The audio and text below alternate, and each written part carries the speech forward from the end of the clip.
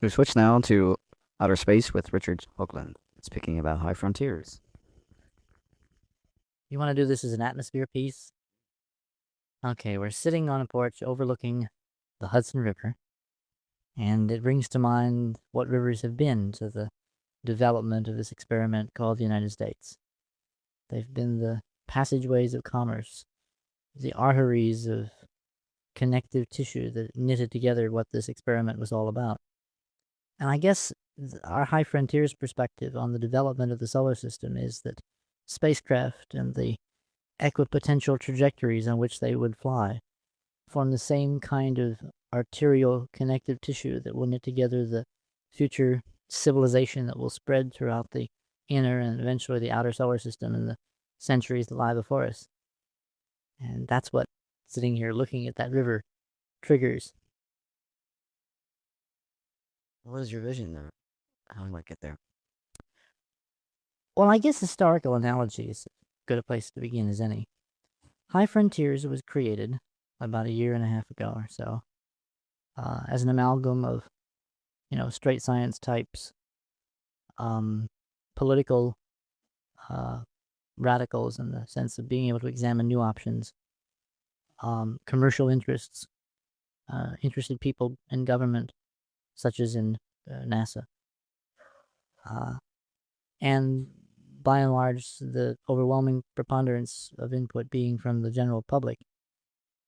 And the message to come out of all this commonality is to sort of sketch out a grand design for what NASA's past activities have been all about and what their future potential can be about in terms of inheriting the solar system. The historical perspective comes in when you think that in this time frame, about 180 years ago, we had a president of the United States, Thomas Jefferson, who commissioned Lewis and Clark to survey a newly purchased territory. Jefferson personally authorized the articles of exploration. He drew the plan. He literally wrote out, sitting in the presidential office. It was not the Oval Office then. It was the White House didn't exist. But he personally drew the plans for the exploration of that territory. In the background now, you can hear a train pursuing its way up the other side of the Hudson, which brings to mind a phrase by Arthur Clarke, which was before the invention of the telegraph and the railroad, the United States was impossible. And after the invention of those devices, it was inevitable. The inevitability of the inheritance of the solar system rests on people's vision today to use the new railroads of space, such as the shuttle, to bring them the bounty that lies just 60 miles above our heads. And it's High Frontier's job to bring that vision to the people who can make it happen. How will you do that? Well, there's several ways. One is by basically providing information that's of a very straight informative nature on many options that currently are not being discussed in the political arena. The other is by producing events that coincide with important exploration benchmarks. We have spacecraft now that have gone, are going, or will go to every planet that one can see with the naked eye. There is not a celestial object that you can look at tonight that we have not been to or are going to, such as the moon. Obviously, we've been there, both with unmanned and manned systems. Mercury, we've been by with Mariner 10. Venus, we've been there several times, so have the Russians. And as you hear this, we will have a spacecraft in orbit around Venus. Mars, we've been past several times. We placed artifacts in orbit. And we now have two living landers on the surface of the red planet, which we can sort of call up and ask them, hey, how's the weather on Mars tonight? The asteroids, we've been through the asteroid belt 4 times with 4 separate spacecraft. Jupiter, we've been there twice with Pioneers 10 and 11, are going again with a much more sophisticated set of instruments on Voyagers 1 and 2. Saturn will arrive there September of 1979, and then we'll arrive a year later with the first Voyager, and a year after that with the second Voyager. What does all this mean to people in general? What good is space? Space is like an insurance policy. It's an investment. There have been numerous studies that showed that the past 20 years, the development of the NASA capability meant an infusion of enormous amount of expertise in American industry that could not have existed either without the determination to explore this new territory or the technology and the knowledge that flowed from it. Well, where we stand now is looking at the next 20 years. And because it's an ascending curve, the next 20 years should pay off even more handsomely than the previous, because we now know how to do a great number of things.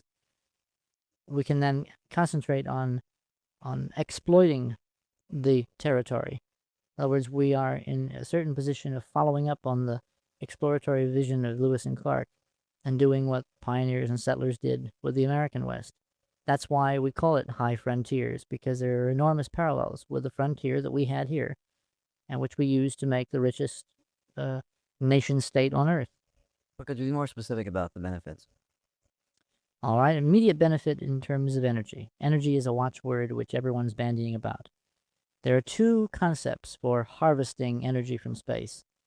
The more commonly known, if one can apply that term to it, is the solar power satellite, where you build a large structure in orbit around the Earth, which collects solar energy, converts it into microwaves, beams it to the Earth, and there it is reconverted to electrical energy for distribution. The problems with this there are several big technical problems, including a lot of environmental unknowns, which people have every right to be skeptical about. The other method, which is sort of elegant in its simplicity, and which is compatible with the environmental history of Earth for the last 4 billion years, in other words, we grew up with it, is to ship sunshine to Earth. Now, it may sound funny that the Earth, a planet orbiting the sun, bathed in solar energy, should have to have sunshine shipped to it. But the problem is that sunshine does not fall equally on all parts. And where it does fall, there are few people. And where it doesn't fall, in the temperate zones, there are lots of people. And the problem is, if you're going to use it as a steady energy source, you have to relocate the sunshine so that it falls and can be used in the inhabitable parts, or the inhabited parts of continents. The way to do this is by setting up a series of very lightweight structures that support something extraordinarily simple, and that is large, flat mirrors. And you redirect to certain locales sunshine, and you can equal the solar constant. In other words, you can equal a sunny day. You then build the power plant on the Earth's surface. This generates an extraordinary number of jobs on the Earth's surface. It generates the kind of jobs that ran all the way from the very crude to the very sophisticated. So you run the complete gamut of basic laboring positions all the way to electronics engineers and people who understand Boolean algebra and things like that. It's labor intensive. What about All right.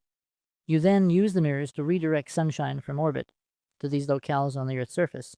And in terms of the environmental effect, since it's sunshine with the ultraviolet component removed because of the way the light bounces off the mirrors, depending on how they're coated, the sunshine interacting with the biosphere is precisely similar to normal sunshine. So you're not introducing anything unknown into the environment, like microwaves, to which we have not been environmentally exposed to for 3 billion years. Therefore, hit that phrase? Hit that phrase. What? The microwave energy is something which we've not lived with. It's an extraordinarily recent phenomenon in our environment.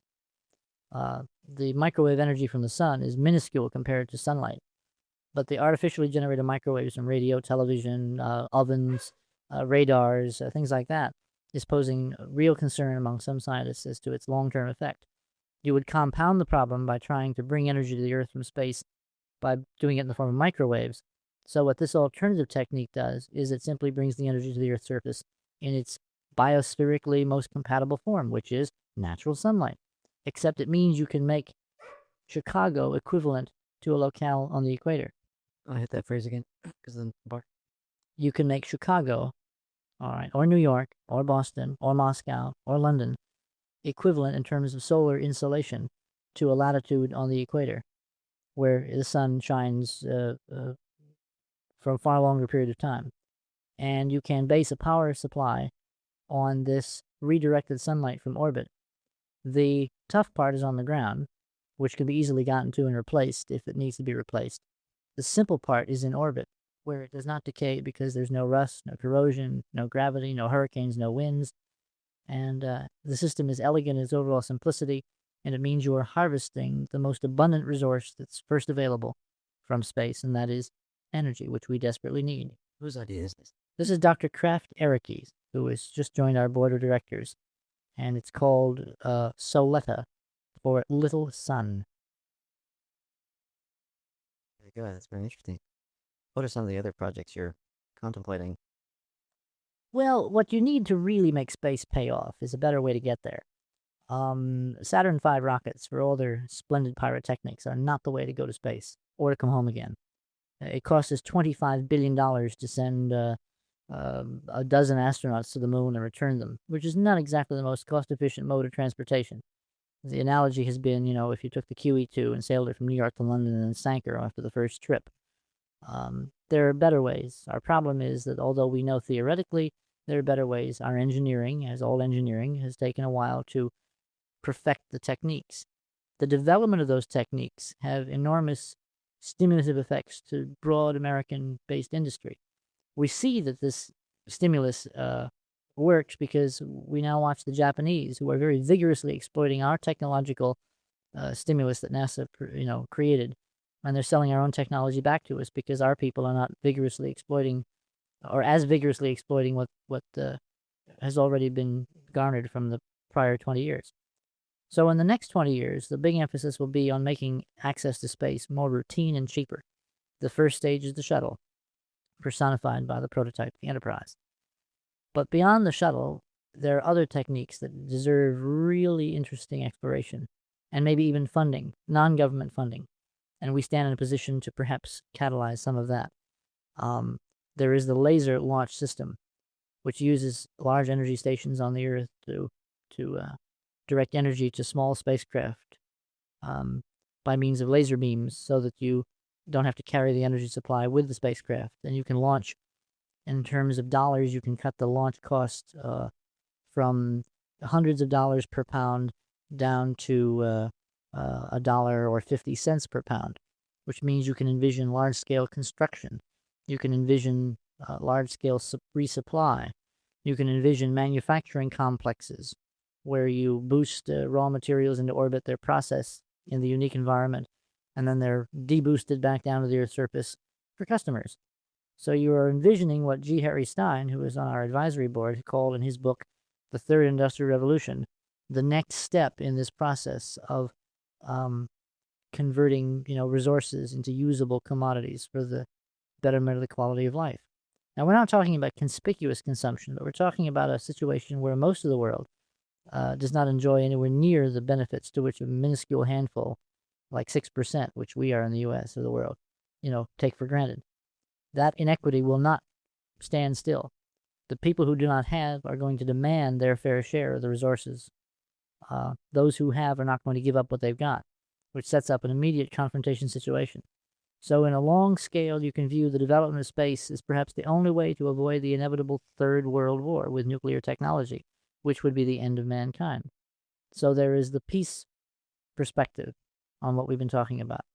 Many of us feel that without a reasoned development that can give realistic hope to a lot of people who do not have, it will be impossible to prolong indefinitely the day when someone starts a nuclear war because they want something the other guy's got.